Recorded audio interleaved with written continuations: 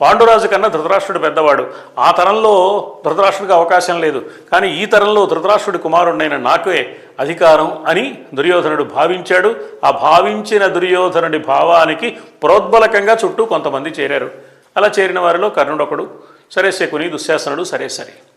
ఇలా కథ నడుస్తుండగా కౌరవుల మధ్య పాండవుల మధ్య పెరుగుతున్న ఈ వైషమ్యం కురువంశానికి చేటు కలిగిస్తుందని ఆరాటపడి బాధపడి ఆ వంశానికి పెద్ద అయిన భీష్ముడు పాండవులదే ఈ రాజ్యమైనా అర్ధరాజ్యాన్ని కౌరవులకు ఇస్తే ఆ అర్ధరాజ్యంతో వాళ్ళు సంతృప్తి పడతారు, కాబట్టి ఇక కౌరవుల మధ్య పాండవుల మధ్య వైషమ్యం తొలగిపోతుంది, వాళ్ళంతా బాగుంటారు అని ఒక కుటుంబ పెద్దగా ఆలోచించాడు. పాపం ఆలోచించి వాళ్ళని కూర్చోబెట్టి నచ్చజెప్పాడు. పాండవులు మా రాజ్యంలో సగభాగం కౌరవులకు ఇవ్వడం ఏమిటి తాతయ్య అనలేదు, ఉత్తములు కాబట్టి మాకు దక్కిందే చాలు అనుకున్నారు. అప్పుడు కూడా ధృతరాష్ట్రుడు తన కుటిలమైన పన్నాగాన్ని ప్రయోగించి